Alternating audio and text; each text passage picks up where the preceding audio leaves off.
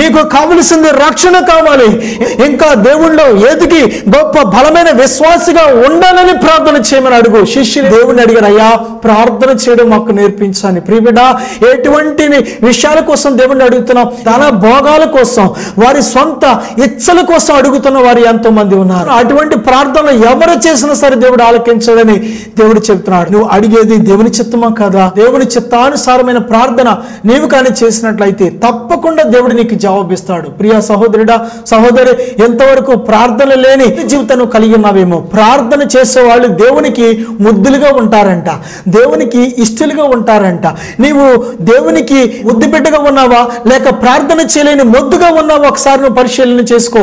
పని చేయడానికి నీకు నడువు వంగుతుంది, బట్టలు ఉతకడానికి నడువు వంగుతుంది, మరి ఎంత దూరమైన సైకిల్ తొక్కి పనికి వెళ్ళడానికి నీకు మరి కాళ్ళు చేతులు నడువు సహకరిస్తున్నాయి. కానీ ఒక్క అరగంట మోకరించి ప్రార్థన చేయడానికి నీకు సహకరించట్లేదా? ప్రియబిడ్డ, పగలంతా తెరుచుకొని ఉండడానికి కళ్ళు సహకరిస్తున్నాయి. ఒక్క అరగంట కళ్ళు మూసి ప్రార్థన చేయడం నీ కళ్ళు సహకరించట్లేదా? ప్రియ సహోదరుడా, ఇప్పటి వరకు ఒకవేళ తిండికి ప్రాధాన్యత ఇచ్చావేమో, ఇప్పటి వరకు ఒకవేళ నిద్రకు ప్రాధాన్యత ఇచ్చావేమో. ఇది నువ్వు ప్రార్థించే సమయం, ఇది నువ్వు ప్రార్థన యోధురాలుగా సిద్ధపడే సమయం.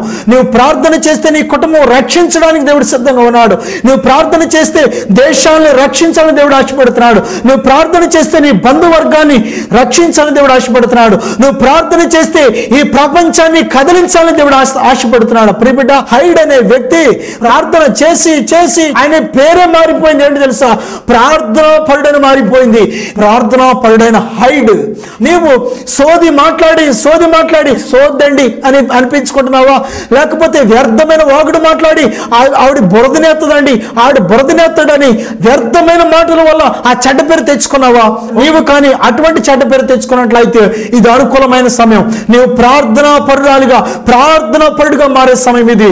ప్రార్థన చేయడానికి కొన్ని ఆటంకాలు మనం చూసినట్లయితే కీర్తన గ్రంథం 66వ అధ్యాయం 18వ వచనం చూసినట్లయితే, నీ హృదయంలో పాపాన్ని లక్ష్య పెట్టినట్లయితే, పాపాన్ని హృదయంలో ఉంచుకొని పాపాన్ని విడిచిపెట్టడానికి ఇష్టం లేకుండా నీవు కానీ ప్రార్థన చేసినట్లయితే నీ ప్రార్థనకు జవాబు రాదు. చాలా సార్లు హృదయపూర్వకమైన ప్రార్థన చేయకపోవడానికి కారణం ఏమిటో తెలుసా? చాలా సార్లు నీ హృదయాన్ని కుమ్మరించి నీవు ప్రార్థన చేయకపోవడానికి కారణం ఏంటో తెలుసా? పాపాన్ని లక్ష్యం చేస్తున్నావు. అది ఏ పాపమైనా కావచ్చు, దేవునికి విరోధమైన ఏదైనా కావచ్చు, దేవుని మాటలు వినకుండా, దేవునికి లోబడకుండా ఎటువంటి పాపమైనా కావచ్చు. ప్రియబిడ్డ, అటువంటి పాపం ఉన్నట్లయితే ఇప్పుడే విడిచిపెట్టి ఎప్పుడైతే హృదయపూర్వకంగా చేయడానికి ఇష్టపడతావో, నీళ్లు కుమ్మరించినట్లు కన్నీరు విడిచి చేసే ప్రార్థన, హృదయం బద్దలుగునట్లు చేసే ప్రార్థన ఎప్పుడైతే చేయడానికి ఇష్టపడతావో వెంటనే జవాబు తెచ్చుకుంటావు. ఒకసారి ఇద్దరు ఖైదీలు దొంగతనం చేసి పట్టుబడ్డారు. ఎస్ఐ గారు ఇద్దరిని కొడుతున్నారు లోపల. ఆ కొడుతుంటే ఆ కొట్టిన తర్వాత ఒక గంట సేపటికి అందులో ఒకరిని ఆ ఎస్ఐ గారు విడిచిపెట్టాడు, ఒకరిని మాత్రం లోపలేసిండి అన్నాడు. ఎవరినో తెలుసా? ఎవరైతే ఎన్ని కొట్టినా సరే మాట్లాడకుండా కఠినం చేసుకుని తలదించుకుని ఉన్నాడో వాడిని లోపలేసేయండి అన్నారు. కానీ ఎవరిని విడిచిపెట్టాడో తెలుసా? ఎవరైతే బాబు తప్పైపోయింది నన్ను క్షమించండి అయ్యా, ఇంకెప్పుడు ఈ పొరపాటు చేయను బాబు, నా బుద్ధి గడ్డి తిని చేశాను నన్ను క్షమించండి అయ్యా అని కాళ్ళు పట్టుకున్నాడు. వెంటనే వాడి పట్ల దయదలిచి వాడిని విడిచిపెట్టేశాడు. నీవు కూడా ఎటువంటి పాపమైనా సరే నీ పాపాన్ని ఒప్పుకొని దేవుని సన్నిధిలో తగ్గించుకొని నీ పాప బ్రతుకును ఒప్పుకొని, పరమ తండ్రి నీకు విరోధంగా పాపము చేశానయ్యా, నన్ను క్షమించు తండ్రి, నీకు విరోధంగా పరలోక రాజ్యానికి విరోధంగా నేను పాపం చేశానయ్యా, నిన్ను తండ్రి అనడానికి కూడా నాకు యోగ్యత లేదని అంత తగ్గింపుతో నువ్వు ప్రార్థన చేసినట్లయితే నీ ప్రార్థనకు జవాబు వెంటనే వస్తుంది. నాకు ఒక సహోదరి ఫోన్ చేసి, మీరు ఉపవాసం ప్రార్థన చేస్తున్నారు, నేను ఉపవాసం ప్రార్థన చేస్తున్నాను, మరి నా బిడ్డల మీరు చెప్పిన ప్రవచనం కూడా ఇంకా ఎందుకు నెరవేరలేదు, సంవత్సరాలు గడిచిపోతున్నా నిలదీసి అడిగింది. నేను దేవుడిని అడిగాను, దేవా అసలు ఏంటి మరి కారణం అని అడిగినప్పుడు దేవుడు నాకు చూపించింది ఏంటి తెలుసా? ఆవిడ జీవితంలో ఒక పాపం ఏలుబడి చేస్తుంది. వెంటనే ఏంటి ప్రభు నా పాపం అంటే ఆవిడ ఒక వ్యభిచారంలో చిక్కుకున్నదని. ప్రియబిడ్డ, నిజమే, నువ్వు త్రాగుడులోనో వ్యభిచారంలోనో వ్యర్థమైన కోడి పందాల్లోనో పేకాట్లోనో దొంగతనంలోనో వ్యర్థమైన టీవీల ముందు కూర్చొని కూర్చొని సినిమాలు షికారులు అనుకుంటూ అల్లరితో కూడిన ఆటపాటల్లో ఎందుకు పనికిరాని అల్లరి విందులను పాల్గొంటూ ప్రార్థన చేసినట్లయితే నీ ప్రార్థనకి జవాబు ఎంత మాత్రము రాదు. అటువంటి పాపం ఏదైనా సరే ఎప్పుడైతే నువ్వు విడిచిపెట్టి కన్నీరు విడిచి తగ్గించుకొని తండ్రి అని అంటావో వెంటనే దేవుడు నీ ప్రార్థన ఆలకించాలని దేవుడు ఆశపడుతున్నాడు. దేవాది దేవుడు మనకి గాలి, నీరు, ఆహారము, ఆరోగ్యము, ఆయుష్, మరి జీవితం, కుటుంబం అన్నీ ఇచ్చిన ఆ పరమ తండ్రి మనం తినడానికి, త్రాగడానికి, ఉండడానికి ఇన్ని సుఖ సంతోషాలను ఇచ్చే భోగాలను ఇచ్చిన దేవునికి మనం ఏమిచ్చి ఆయన రుణం తీర్చగలం? మన కోసం ప్రాణం పెట్టిన ఆ ప్రేమమయుడికి ఏమిచ్చి ఆయన రుణం తీర్చగలం? ఆ రుణం ఎన్నటికీ తీరనిది. కేవలం మన కృతజ్ఞత హృదయాన్ని బయలుపరచుకోవడం కోసం, దేవునిని కొంచెమైనా సంతోష పెట్టాలనే మనసుతో ఉండడం కోసం మనం ఏం చేస్తామంటే మనం కలిగిన దాంట్లో కొంచెం దేవునికి ఇస్తూ ఉంటాం. దేవునికి మనం ఇచ్చేది యోగ్యమైందా కాదా? దేవునికి మనం ఇచ్చేది మరి మంచి మనసుతో ఇస్తున్నామా లేదా? దేవునికి మనం ఇచ్చేది ఎటువంటి ఉద్దేశంతో మనం ఇస్తున్నాం అనే విషయాలు చాలా జాగ్రత్తగా ఆలోచన చేయాలి. చాలాసార్లు దేవునికి ఇచ్చేది ఎన్ని లెక్కలో వేస్తూ ఉంటాం. ఒకసారి మా యొక్క సంఘంలో కానుకలు లెక్క వేసినప్పుడు ఆ కానుకలో ఒక వాచర్ వచ్చింది. ఆ రెండో వారం కూడా చూసాం, రెండో వాచర్ వచ్చింది. కానుకలు పట్టే వాళ్ళకి ఎవరైనా వాచర్లు వేస్తే వారిని పట్టుకోండి, మీరు వేయనివ్వకండి దయచేసి. ఒకవేళ వాళ్ళ దగ్గర లేకపోతే పర్వాలేదని చెప్పండి, దేవుడు క్షమిస్తాడని చెప్పండి, అంతేగాని వాచర్లు వెయ్యొద్దు అని నేను చెప్పాను. కానీ వారు ఎవరు దొరకలేదు. వారి ఉద్దేశం ఏమిటంటే ఆ కానుకలు చేయి ముడిచి వేసినప్పుడు ఎవరు చూడరు కదా, వేసాం కదా అనుకుంటారు, వాళ్ళు చాలా అనుకుంటున్నారే, కానీ అది దేవుడు చూస్తున్నాడు అనే విషయాన్ని మాత్రం వారు గ్రహించారు. దేవుడు చెప్తున్నాడు కదా, నా నామంలో మీరు వీరికి పెట్టారు కనుక నాకు పెట్టినట్టు అంటున్నాడు దేవుడు. నువ్వు ఎవరికైనా ఒక చీర ఇస్తున్నావు అంటే మంచి చీరలు ఉంచుకొని చిరిగిపోయిన చీరలు ఇచ్చినట్లయితే అది దేవుడు లెక్కిస్తాడు. చాలా జాగ్రత్త. అటువంటి మరి మనసుని కొన్నట్లయితే దేవుడికి ఇచ్చేది, దేవుని బిడ్డలకు ఇచ్చేది, ఎవరికైనా ఇచ్చేది చెడ్డది, నీకు పనికిరానిది, లేకపోతే నీకు అక్కర్లేనిది ఇచ్చినట్లయితే అది కాదు. దేని ప్రిబిడ వారికి ఉపయోగపడేది నువ్వు ఇవ్వాలి. ఏదైనా సరే వారికి తలకైపోటుగా ఉండేది కాదు, వారికి అవసరమైనది ఇవ్వాలి, నువ్వు ఇవ్వాలి. నువ్వు ఇచ్చే ప్రతి కానుకను కూడా దేవుడు లెక్కిస్తున్నాడు. దేవునిని మరిచి తిరిగే వారి ప్రార్థన దేవుడు ఆలకించాడు. ఇర్మియా గ్రంథం 14వ అధ్యాయం 10వ వచనం చూసినట్లయితే దేవునిని మరిచిపోయి అవసరమైనప్పుడు జ్ఞాపం చేసుకొని అవసరం లేనప్పుడు మరిచిపోయే ఒక వ్యక్తి ప్రార్థన దేవుడు ఆలకించాడు. దేవునిని ఎల్లప్పుడూ కూడా నీ హృదయంలో జ్ఞప్తించుకునే హృదయముగా, జ్ఞప్తించుకునే విశ్వాసిగా, జ్ఞప్తించుకునే బిడ్డగా నీవు ఉండాలని దేవుడు ఆశపడుతున్నాడు. సామెతల గ్రంథం 1వ అధ్యాయం 24-25 వచనాలు చూసినట్లయితే దేవుడు తనను తృణీకరించే వారి ప్రార్థన ఆలకించాడు. ఎప్పుడు ఆలకిస్తాడు అంటే ఆయన నిన్ను పిలిచినప్పుడు నీవు ఆయన మాటకు లోపడాలి. ఆయన నిన్ను రమ్మన్నప్పుడు నీవు వచ్చే వ్యక్తిగా ఉండాలి. దేవుడు రమ్మన్నప్పుడు రాకుండా తర్వాత వస్తానులే, నాకు పని ఉంది, ఇప్పుడప్పుడే కుదరదు అని అడ్డులు ఆటంకాలు చెప్పుకొని ఆయన పిలిచినప్పుడు రాకుండా, ఆయన పిలిచినప్పుడు లోబడకుండా నీకు అవసరమైనప్పుడు నువ్వు వచ్చినట్లయితే, నీకేదో ఆపద వచ్చిందని నువ్వు దేవుని దగ్గరికి వచ్చినట్లయితే నీ ప్రార్థనకు జవాబు ఆలస్యమవుతుంది. ఒక్కోసారి చాలా జాగ్రత్త ప్రియబిడ్డ. కొన్నిసార్లు ప్రార్థనలు నీవు అడగక మునిపే, నీ హృదయంలో తలంపు పుట్టక మునిపే దేవుడు నీకు జవాబిస్తాడు. కొన్నిసార్లు అడిగిన వెంటనే దేవుడు నీకు ఇస్తాడు.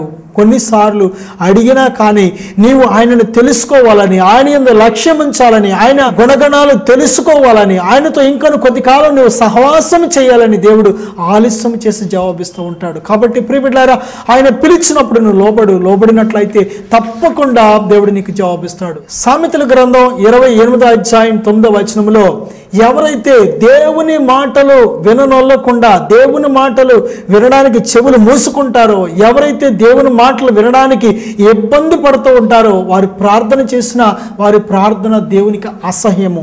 దేవుని మాటలు వినకుండా దేవుడిచ్చే జవాబులు మాత్రం కావాలని కోరుకోవడం అది మంచిది కాదు, మంచి హృదయం కాదు, మంచి మనస్సు కాదు. చూడండి, మన పిల్లలు ఎవరైనా మన మాటలు వినట్లేదు అనుకోండి, వారు మాత్రం అవి ఇవి అడుగుతున్నారు అనుకోండి, మనం ఏమంటాం?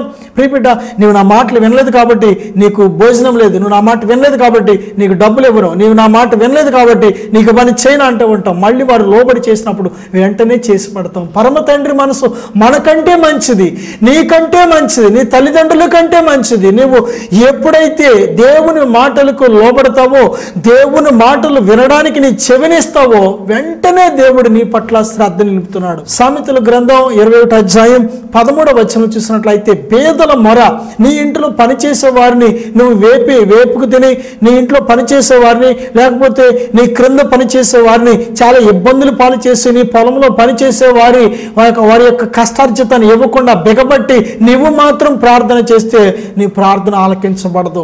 దేవుడు చెప్పినాడు కదా, నీవు ఏదైతే దేవుడి నుంచి కోరాలని నిన్ను కోరుకుంటున్నావో, ఏదైతే రావాలని కోరుకుంటున్నావో, నిన్ను అడుగుచున్న వారికి కూడా నువ్వు అది ఇచ్చే వ్యక్తిగా నీవు ఉండాలి. ఒకవేళ నీకు 100 రూపాయలు కావాలి, ఎవరైనా నేను 10 రూపాయలు అడిగితే ఇచ్చే వ్యక్తిగా ఉండాలి. నువ్వు మాత్రం 5 పైసలు ఇవ్వవు కానీ, నువ్వు మాత్రం ఒక్క ముద్ద ఎవరికి భోజనం పెట్టవు కానీ, నువ్వు మాత్రం ఎవరికి ఒక బట్ట ఇవ్వవు కానీ, నీకు మాత్రం అన్నీ కావాలి, సమస్త భోగాలు కావాలి. ఎలాగొస్తుంది అనుకుంటున్నావు?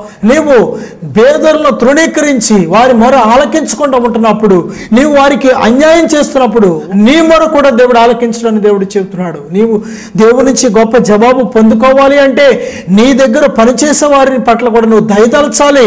వారి పని మనుషులని, ఎందుకు పనికిరాని వారని, లేకపోతే వాళ్ళు దరిద్రులని, వాళ్ళు చాలా చిన్నపు చూపు చూసి నీవు గర్వపు హృదయంతో గర్వపు నేత్రాలతో ప్రవర్తించినట్లయితే నీ ప్రార్థన ఎంత మాత్రము ఆలకించబడదని దేవుడు చెబుతున్నాడు. ప్రియబిడ్డ, నువ్వు దయదలిచే మనసు కావాలి. ఒకవేళ నీ భర్త కావచ్చు, దయదలిచే మనసు కావాలి. నీ భార్య కావచ్చు, దయదలిచే మనసు కావాలి. నీ బిడ్డలే కావచ్చు, దయదలిచే మనసు కావాలి. ఆ మనసు లేకుండా నువ్వు ఉన్నట్లయితే ప్రార్థన ఆలకించబడదు.